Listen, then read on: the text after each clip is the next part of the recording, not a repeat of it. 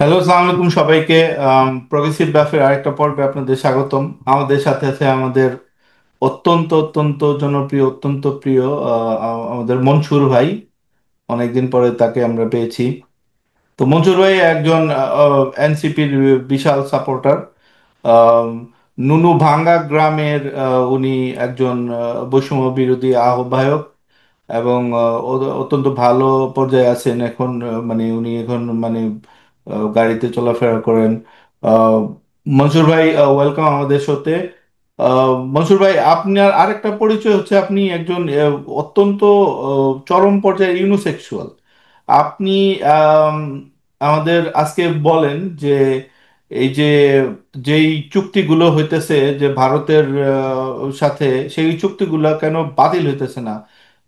বা মানে ইউনূস সরকার বলতেছে তারা ভারত বিরোধী একজন সরকার, কিন্তু সেই চুক্তিগুলো তারা বাতিল করতে কেন পারতেছে না? প্রথমে ধন্যবাদ আমাকে আবার দেওয়ার জন্য। এখানে ভাই, আপনি একটা শত্রুর সাথে যুদ্ধে নামছেন, আপনি কি তাহলে বলে দিবেন আগের থেকে আপনি তার বিরুদ্ধে কি কি ব্যবস্থা নিতেছেন? আপনি আপনি সবসময় তারা ফাপড়ে রাখবেন, ইউ কিপ হিম গেসিং। তো 10 মাসে আপনারা কেন সংস্কার করতে পারেন নাই? এই প্রশ্ন তো বারবার উঠতেছে। আপনারা অনেক সোশ্যাল মিডিয়াতে হাইপ তুলতেছেন, দেশের মানুষকে প্রপাগান্ডা করতেছেন। মানে এখনো আপনারা কিছুই করতে পারতেছেন না কেন? এবং এটা কতদিন লাগবে? আপনারা কবে এই সংস্কার শেষ হবে? কবে আপনার মানে আপনার এগুলা মানে ঠিকঠাক মতো করবেন? সংস্কার বিচার এগুলা কেন আটকে আছে? আমি আপনাকে একটা জিনিস দিয়ে বোঝাই বলি, যেমন আমি মুসলমান, আমার ধর্মের পিলার হইলো নামাজ। সেরকম ভাবে বাংলাদেশের গণতন্ত্রে ফেরত যাওয়ার জন্য, মানে পুনরায় গণতন্ত্রে ফেরত যাওয়ার জন্য যে বেসমেন্ট, যে বেসটা বা পিলার গুলি দরকার, সেটা হলো সংস্কার। এখন এটা অত্যন্ত সাবধানে, এটা অত্যন্ত গুরুত্বপূর্ণ এবং খুবই ভালো একটা কাজ। এখন আপনি যদি কোনো ভালো কাজ তাড়াহুড়া করে দ্রুত করতে চান, কাজের কোয়ালিটি খারাপ হয়ে যাওয়ার সম্ভাবনা থাকে। আপনাকে সময় নিয়ে মেটিকুলাসলি প্ল্যান করে ধীরে ধীরে সুন্দর করে কাজটা করতে হবে, কারণ কাজটা সাস্টেইনেবল হতে হবে। সো যারাই আমাদেরকে তাড়া দিতেছে, আমাদেরকে বলতেছে যে তাড়াতাড়ি তোমরা সংস্কার করো, তারা সবাই ভারতীয় দালাল। কারণ ভারত চায় যে বাংলাদেশে কোনো শক্তিশালী সরকার যেন, জনবান্ধব সরকার যেন না থাকে। বুঝতে পারছেন? এখন আপনি যদি তার মানে সংস্কার ঠিকভাবে সংস্কার করতেন। চলতেই থাকবে মানে কি কতদিনে শেষ হবে? কোনো কিছু না। এবং যারা সংস্কার চায় না, তারা মানে সংস্কার শেষ করতে চায়, তারা ভারতীয় দালাল। হ্যাঁ ভাই, কারণ আপনি কুড়ের ঘর বানাইবেন, আপনি 4 জন লোক লইবেন, দৈনিক মজুর মজুর 500 টাকা করে দিবেন, তারা একদিনের ভিতরে কুড়ের ঘর বানায় ফেলাইবো।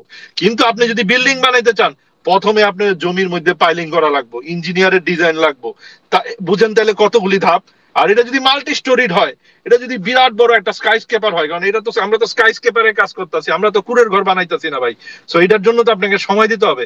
আপনি তো তাড়াহুড়া করলে হবে না, ঠিক না? আপনাকে আস্তে আস্তে সময় নিয়ে তো কাজটা শেষ বুঝতে করতে হবে, পারছি আর এই আপনারা কাজ শেষ কখনোই না করে। সংস্কার শেষ করবেন না। আপনার নেক্সট কোয়েশ্চেন, আপনারা যে এই যে নির্বাচিত নির্বাচন আপনারা কবে দিবেন, বা একটা টাইম ঘোষণা হচ্ছে এপ্রিলে। এখন এটার সাথে আপনারা ভারতকে মিলাইতেছেন কিভাবে? আপনি একটা জিনিস বোঝার চেষ্টা করেন। হুম। আপনার শত্রু যেটা চায় সেটা সবসময় খারাপ। এনে আপনার এত বুদ্ধিমুদ্ধি খাটানোর কোনো দরকার নেই। আপনার শত্রু যদি আম দিয়া দুধ ভাত খায়, আপনি আম দিয়া দুধ ভাত খাইবেন না। আপনার শত্রু যদি নিঃশ্বাস নেয়, আপনি নিঃশ্বাস নিবেন না।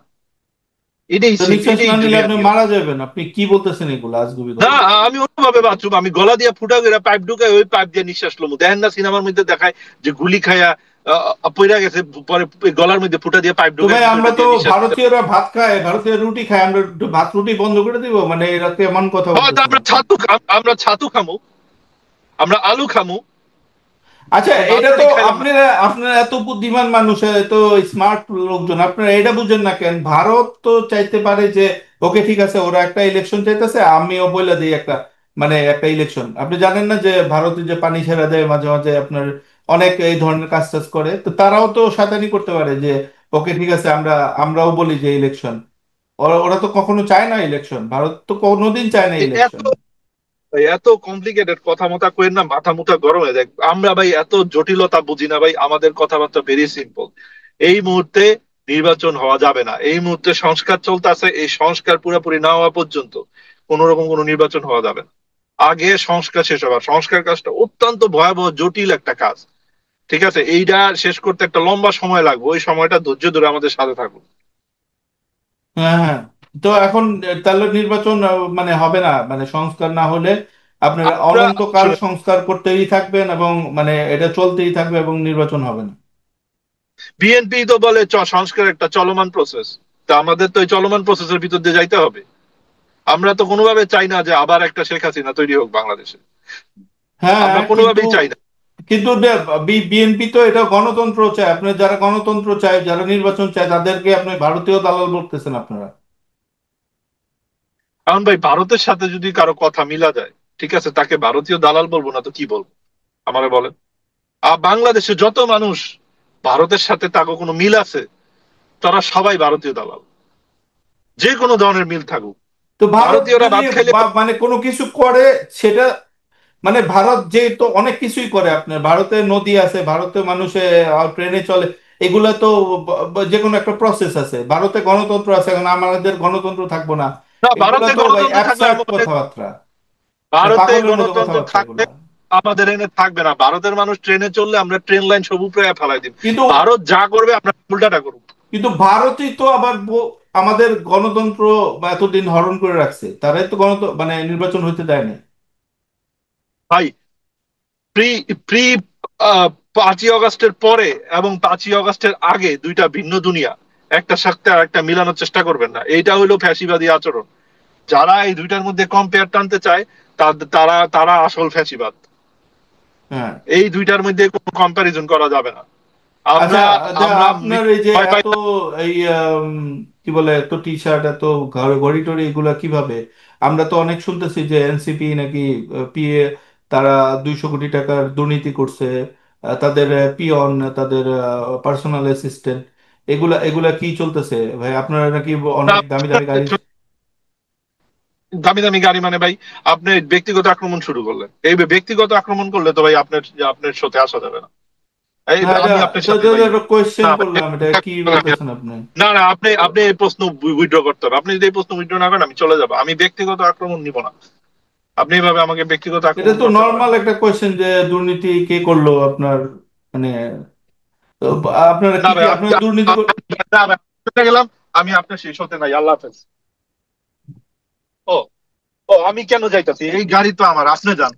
আমি আচ্ছা, যাবো না, ওই গাড়িতেই থাকি। আমার ঠিক আছে, গাড়ি। দর্শকদের দেখলেন একজন এনসিপি ইউনোসেক্সুয়াল কিভাবে তারা আচরণ করে, তারা একটা সাধারণ কোয়েশ্চেন নিতে পারে না এবং আই যাকে এম এ তাকে প্রাউড ভারতীয় ইউনিসেক্সুয়াল। আমি ভারতীয় আমার দালাল, স্ত্রীর সাথে না থাকি, তারা এই যাকে গাড়ির তাকে ভিতরে ভারতীয় ইউনুসের দালাল ছবি নিয়ে বলতেছে, থাকি। এই ভারতীয় দালাল বলে তারা আসলে নিজেদের মানে রিয়েল ভারতীয় দালালদের আড়াল আড়াল করতে চায় তারা। আপনারা আপনারা সতর্ক থাকবেন এই ধরনের মানে আপনারা এই যে লাল গেঞ্জি পরা ভারতীয় দালালদের কথা শুনে কোনো কিছু বিশ্বাস করবেন না। যে যাকে তাকে ভারতীয় দালাল এরা বলতেছে, সব ভারতীয়। মানে এদের কোনো রাজনীতি নাই, এদের এটাই করতে পারবে। আমি ওকে। কি ছাদে ফেক অ্যাকাউন্ট দিয়া এই লোকের নাম বুলডগ মির্জা রাখছি? হ্যাঁ? আমি কি সাদে ফেক অ্যাকাউন্ট দিয়ে কাম করাইছি? আমাকে নেতাই বলছে না? আমরা দেখেন আপনাদের আমরা কি অবস্থা করি আস্তে আস্তে ফেক অ্যাকাউন্ট দিয়া। আপনাকে অ্যাক্টিভিজমের আমরা 12 বাজায় দিব। আচ্ছা, ঠিক সবাই আছে, ভালো থাকবেন। আল্লাহ হাফেজ। ধন্যবাদ মনসুর ভাই, ভালো মানে ভালো থাকবেন, শয়তান আপনাকে সুখে রাখুক। ধন্যবাদ।